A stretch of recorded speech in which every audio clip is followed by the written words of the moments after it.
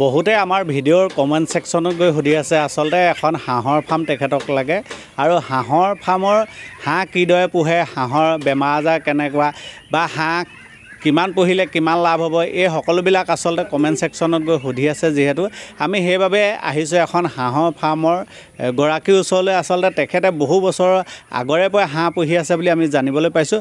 আমি তেখেতৰ সৈতে কিছুমান কথা পাতিবলৈ আগবাঢ়ি আহিছোঁ আৰু তেখেতক দেখিবলৈ পোৱা গৈছে এই মুহূৰ্তত হাঁহৰ লগত ব্যস্ত হৈছে আৰু হাঁহক দানা দি আছে। তেখেত হৈছে শিৱসাগৰ জিলাৰ সোণতলী ছিগাৰ দিগন্ত নাথ, আৰু দিগন্ত নাথৰ লগত আমি কিছু কথা পাতিম। দাদা, প্ৰথমতে আপোনাক আমাৰ চেনেলটোলৈ স্বাগতম জনাইছোঁ। স্বাগতম জনাইছোঁ।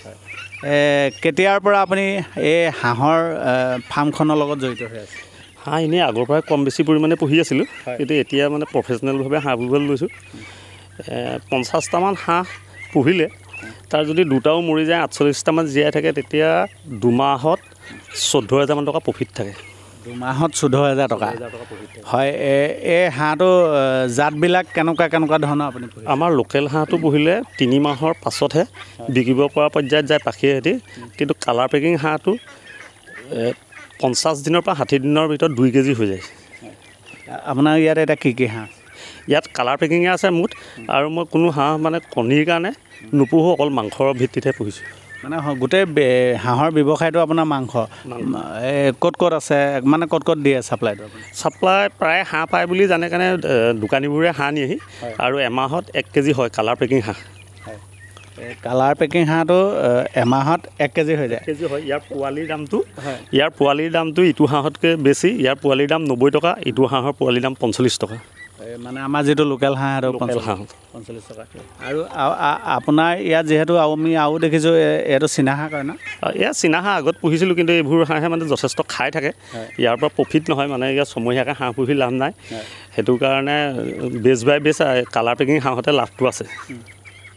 আপুনি গোটেই প্ৰক্ৰিয়াটো মানে ব্যৱসায়িক ভিত্তিত? মই ব্যৱসায়িক ভিত্তিতে কৰিছোঁ, আৰু 2 মাহত মানে 14,000কৈ আহে হাঁহত। মানে আপোনাৰ গোটেই হিচাপ পত্ৰটো মানে 2 মাহ ধৰি লয়? 2 মাহ ধৰোঁ, আৰু 2 মাহেই পুহিম, আৰু 2 মাহৰ ভিতৰত মাংস হিচাপত হাঁহটো বিকি আজৰি কৰিব লাগে, আৰু তাৰ 1 মাহ হোৱাৰ পাছতে নতুন বেচ ভৰাই যাওঁ। তাৰমানে হাইষ্ট কিমানলৈকে আপুনি পুহিছে? হাইষ্ট মই 100 মানকৈহে ভৰাই যাওঁ, কাৰণ যদি মই অলপ দিন ৰৈ যাবলগীয়া হয় তেতিয়াতো হাঁহটোৱে বেছি খাই দিব। সেইটো কাৰণে তাৰমানে লোকচান অকণো ভৰিব নোৱাৰি তাৰমানে কমাৰ্চিয়েল ক্ষেত্ৰত কৰিলে। এতিয়া আমি দেখিছোঁ দানা দি আছে, এইটো মানে তেওঁলোকৰ দানাটো কেনেকুৱা ধৰণে দিয়ে বা কেইটা নিদিয়ে? দানাটো যিহেতু মই হাঁহখিনি মেলি পুহোঁ, সেইটো কাৰণে মই ব্ৰইলাৰ দানা আৰু তুঁহ মিক্স কৰি পেলাই খুৱাওঁ। আৰু হাঁহটো মেলি পোহাৰ কাৰণে এই নেচাৰেল ঘৰুৱা হাঁহৰ নিচিনা এটা মানে হেৰি থাকে, সোৱাদ থাকে, মাংসটো বেছি ভাল হয়। বেছি ভাল হয়। ইয়াৰ মানে ৰেটটো আপুনি কেনেকৈ নিৰ্ধাৰণ? 330 টকা পাৰ কেজি। মানে গাঁৱৰ ৰাইজক দিবলৈ হ'লে কম? গাঁৱৰ ৰাইজক দিলেও কম বেছ নহয়, ইভাগেও 330 টকাই। যেতিয়া হাঁহটো এভেইলেবল হ'ব মাৰ্কেটত তেতিয়া 300 টকালৈ আহিব। এতিয়া হাঁহটো যিহেতু এভেইলেবল নহয়, এইটো ছিজনত চ'ত, বহাগ, জেঠ এই 3টা মাহত আমি হাঁহৰ ৰেটটো 330 টকাকৈ পাওঁ, আৰু এইটো সময়ত হাঁহৰ যথেষ্ট প্ৰফিট আছে, আৰু ইটো সময়ত হাঁহটো অলপ কমকৈ পুহিব লাগে। আমি যিহেতু বিভিন্ন মানে ফাৰ্মিঙৰ ছেক্টৰৰ মানে বিভিন্ন হেৰিত আমি দেখুৱাই আছোঁ আচলতে ভিডিঅ' কমেণ্ট ছেকশ্যনত গৈ বহুকেইজনে আচলতে আমাক হাঁহৰ বিষয়ে সুধি আছে, বা হাঁহৰ কণীৰ বিষয়ে সুধি আছে, হাঁহৰ বেমাৰ আজাৰৰ বিষয়ে সুধি আছে।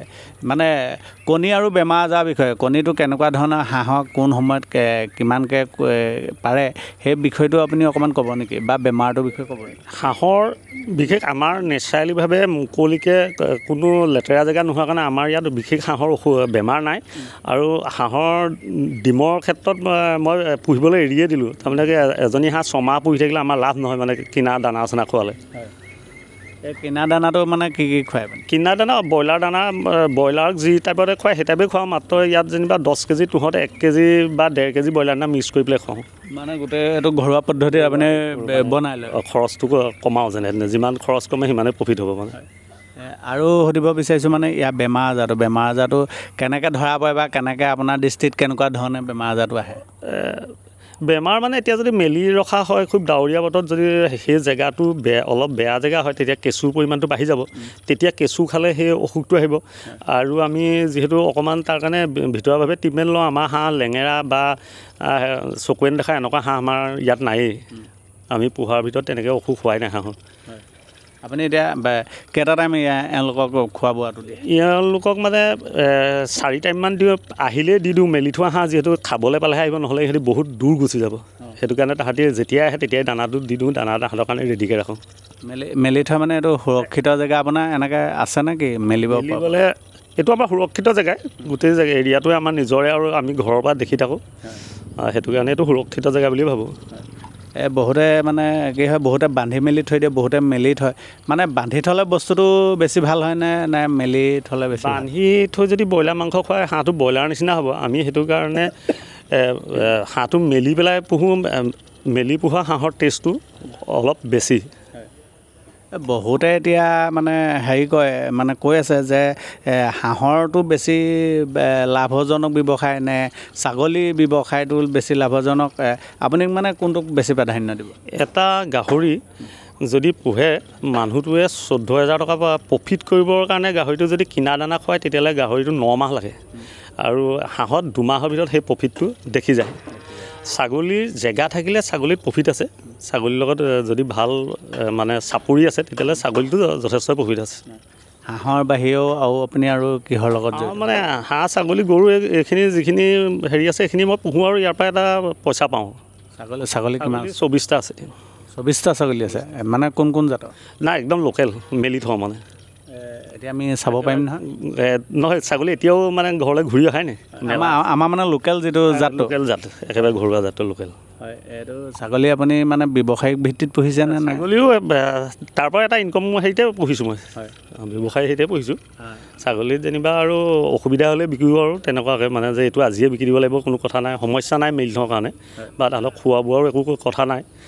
কেতিয়াবা চাপৰ দিছোঁ, ডাৱৰীয়া বতৰত চাপৰ, পলিচ এনেকৈ দিছোঁ। ইভাগে সিমান তাহাঁতৰ লগত দিবলগীয়া নহয় কাৰণে তাহাঁতৰ মোৰ অসুবিধা হ'লেই মানে ছাগলী বিহু আৰু।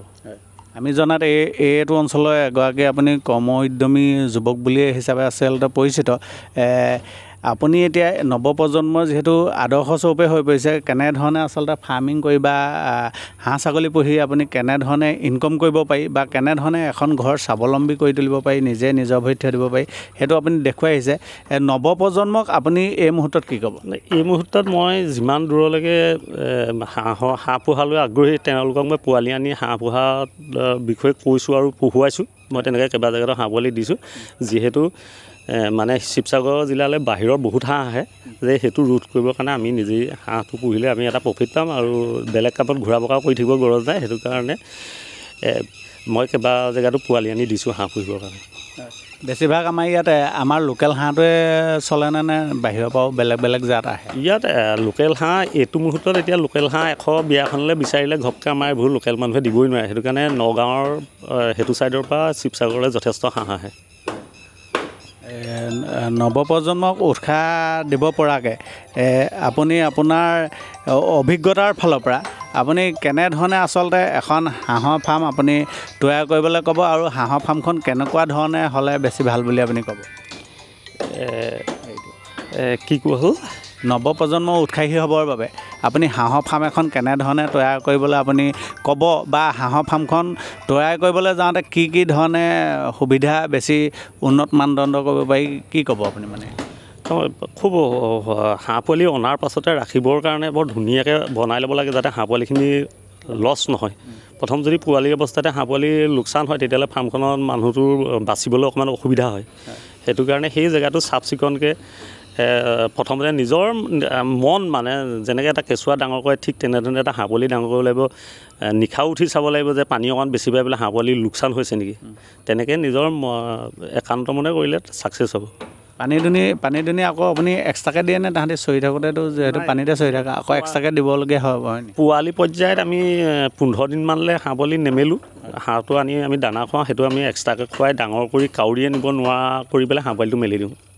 পোৱালিটো কেনেকৈ ৰাখে সেই সময়ছোৱাত? পোৱালিটো সেই সময়ছোৱাত খুব গৰম দিনত লাইট দিব, হিট দিব নালাগে, কিন্তু এটা পোহৰ থাকিলে সি মানে 24 ঘণ্টাই দানা খাই থাকিলে সোনকালে ডাঙৰ হয়।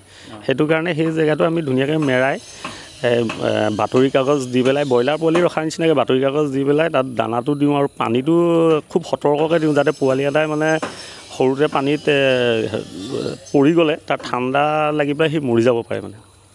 ইহঁতৰ বেমাৰবোৰ সাধাৰণতে কি বেমাৰ ঘপকেনে আহে বা ইহঁতৰ বেমাৰবোৰ কেনেধৰণে চিনাক্ত কৰিব পাৰে?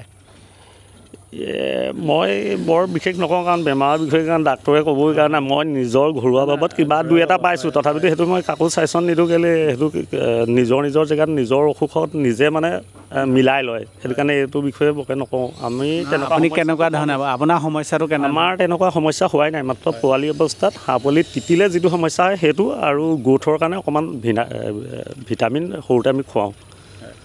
শেষত উৎসাহী কোনোবা হয়তো আগবাঢ়ি আহিব পাৰে, আপোনাৰ ওচৰত পৰামৰ্শ বিচাৰিব পাৰে বা আপোনাৰ পৰা পোৱালি বিচাৰিব পাৰে, সেইসকলক আপুনি কি ক'ব? আৰু আপোনাৰ লগতে আপুনি আপোনাৰ সম্পূৰ্ণ এড্ৰেছটো যদি দি দিয়ে তেখেতলোকে আপোনাৰ লগত যোগাযোগ কৰিবলৈ বেছি ভাল পাব। মোৰ নাম দিগন্ত নাথ, কুন্তলী চিগাত মোৰ ঘৰ।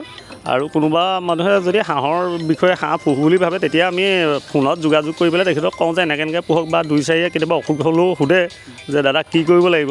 কিন্তু তেওঁ জেগাটো নোচোৱাকৈ একচুৱেলি ক'ব নোৱাৰি, তেওঁ খুব আন্ধাৰত জেকা জেগাত কিবা তেনেকৈ পোৱালি ৰাখিলে সেই পোৱালিখিনি মৰিবও পাৰে। সেইটো কাৰণে তেনেকৈয়ে যোগাযোগ কৰি জেগাটো কেতিয়াবা চায়ো দিছোঁ দুই চাৰিক বাৰু। হয়, আপোনাৰ ফোন নম্বৰটো জনাই দিয়ক।